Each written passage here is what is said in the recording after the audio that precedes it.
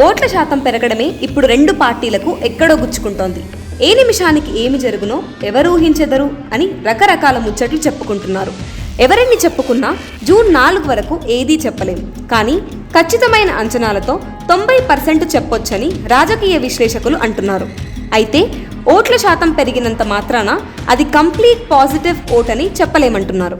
ఎందుకంటే గడిచిన 3 దశాబ్దాల ఎన్నికల్లో ఓట్ల శాతం పెరగడానికి రకరకాల కారణాలు చూశాం. 2014లో విభజిత ఏపీలో 78.41% ఓట్లు పోలింగ్ జరిగింది. అప్పటికి కాంగ్రెస్ పూర్తిగా ప్రజా మద్దతు కోల్పోవడం టీడీపీకి కలిసి వచ్చింది. అయినా టీడీపీ, బీజేపీ, జనసేన కూటమికి 106 సీట్లే వచ్చాయి. ప్రతిపక్షంగా వచ్చిన వైఎస్ఆర్ కాంగ్రెస్కు 67 సీట్లు దక్కాయి.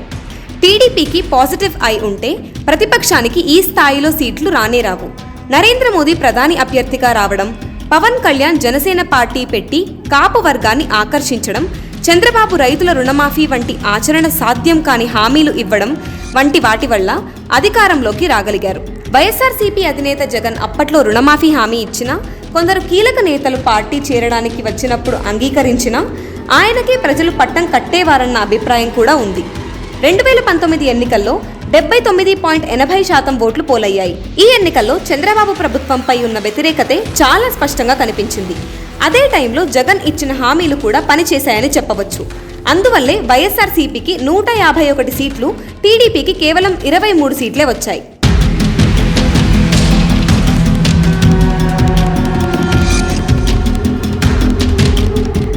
ప్రస్తుతం 2024 శాసనసభ ఎన్నికల్లో గతంలో కన్నా సుమారు 2% పెరిగినట్లు లెక్కలు గడుతున్నారు. దీనివల్ల వైఎస్ఆర్సీపీకి నష్టమని టీడీపీ కూటమి మద్దతుదారులు వాదిస్తున్నారు. ఓట్ల పోలింగ్ శాతం పెరిగినంత మాత్రాన అన్నిసార్లు అది ప్రభుత్వ వ్యతిరేకత అని అనుకోవనవసరం లేదని, దీనివల్ల వైఎస్ఆర్సీపీకి నష్టమని టీడీపీ కూటమి మద్దతుదారులు వాదిస్తున్నారు. ఓట్ల పోలింగ్ శాతం పెరిగినంత మాత్రాన అన్నిసార్లు అది ప్రభుత్వ వ్యతిరేకత అని అనుకోనవసరం లేదనడానికి చరిత్రే సాక్ష్యం. పైగా ప్రభుత్వంపై సానుకూలత ఉన్నప్పుడు కూడా ఓట్ల శాతం పెరగవచ్చు. ప్రస్తుత ప్రభుత్వం గనక గెలవకపోతే పేద వర్గాలకు నష్టం కలుగుతుందన్న భావన బాగా ప్రబలితే కూడా ఓట్ల శాతం పెరుగుతుంది. అయితే ప్రభుత్వం మీద అసలు వ్యతిరేకతే ఉండదని ఎవరూ చెప్పరు.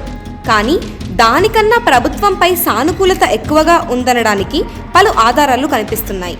ముఖ్యంగా గ్రామీణ, పట్టణ ప్రాంతాల్లోని పేద వర్గాలు అధికంగా ఓటింగ్లో పాల్గొన్నట్లు కనిపిస్తోంది.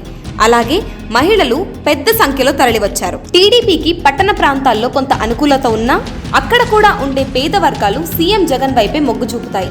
దానికి తోడు SC, BC, ST, minority, Reddy వర్గాలు బలంగా ఉంటే వైఎస్ఆర్సీపీ ఓడించడం కూటమికి సాధ్యం కాదనిపిస్తోంది.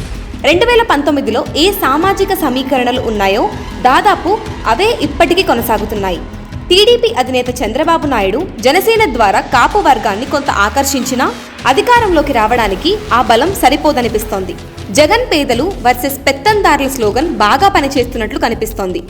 అది కరెక్ట్ అయితే సీఎం జగన్కు మళ్లీ వేవ్ వచ్చినా ఆశ్చర్యపడనవసరం లేదు.